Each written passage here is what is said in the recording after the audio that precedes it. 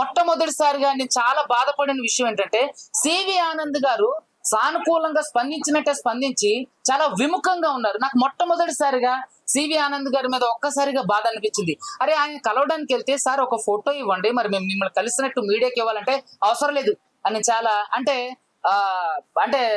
బాధ్యతాయుతంగా మాట్లాడడం కూడా చాలా బాధ కలిగించింది. నేను మొట్టమొదటిసారిగా ఎక్కడ బాధితులకు న్యాయం జరగకుండా పోతుందని చెప్పి చాలా బాధపడుతున్నా. ఈ మీడియా ముఖంగా కూడా నేను సివి ఆనంద్ గారిని అడుగుతున్నా, ఎందుకని మంగ్లీ గారు వెళ్తే మంగ్లీ గారికి ఇచ్చారు ఫోటో, మంగ్లీ గారికి సంబంధించినటువంటి అడ్వకేట్ గారు వెళ్తే మంగ్లీ గారు అడ్వకేట్ గారికి మీరు ఫోటో ఇచ్చారు, ఎందుకని మేము వెళ్తే కనీసం మమ్మల్ని పట్టించుకోలేదు? దాదాపుగా 40 మంది బాధితులను తీసుకొని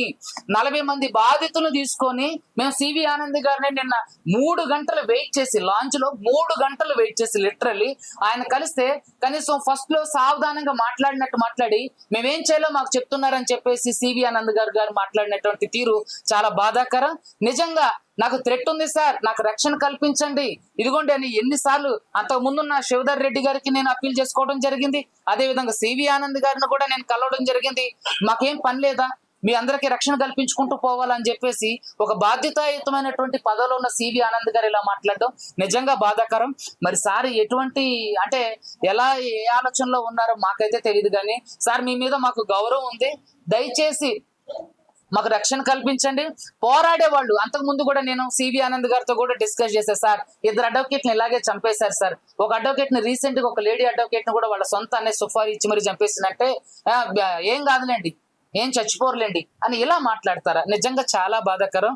దేశంలో ఉన్నటువంటి న్యాయ వ్యవస్థలో ఉన్నటువంటి అడ్వకేట్లకి, న్యాయం కోసం పోరాడుతున్నటువంటి అడ్వకేట్లకి ఏ మాత్రం బాధ్యత లేదు. అదే బాధ్యత లేకోకుండా మా ప్రాణాలంటే వాళ్ళకి ఎటువంటి బాధ్యత లేదు.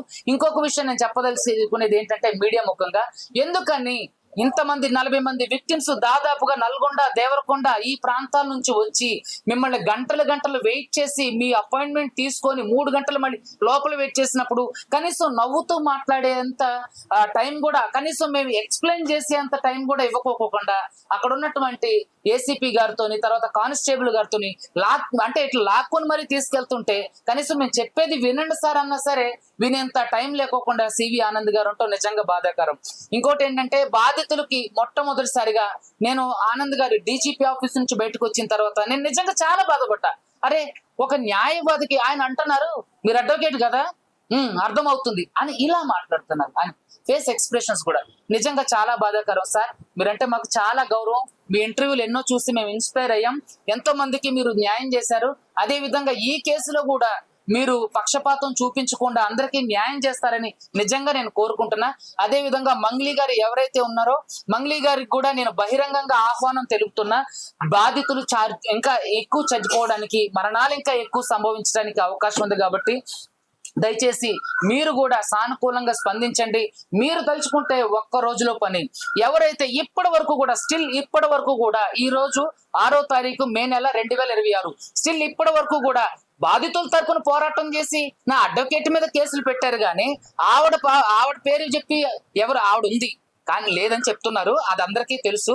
సరే ఓకే, ఆవిడ పేరు లేదు, మరి మీ పేరు చెప్పి వ్యాపారం చేసిన వాళ్ళ మీద ఎవరైతే రమావత్ మధు ఉండో, మీ తమ్ముడు శివ చౌహాన్ ఉండో, పాల్దియ భరత్ చౌహాన్, పాల్దియ శైలజ చౌహాన్, ఇంకా బాలాజీ నాయక్, వీళ్ళందరూ ఎవరైతే ఉన్నారో మరి వాళ్ళ మీదకి స్టిల్ ఇప్పటి వరకు కూడా మీరు ఎందుకని కేసు పెట్టలేదు? నేను మీడియా ముఖంగా అడుగుతున్నా. అదే విధంగా మంగ్లీ గారు వాళ్ళ తమ్ముడు ప్రెస్ మీట్ లో మాట్లాడుతుండు, నా ప్రమేయం లేకుండానే, నాకు తెలియకుండానే అతను తీసుకెళ్లారట. అతనికి తెలియకోకుండా తీసుకెళ్ళడానికి పాలు తాగే పిల్లోడా?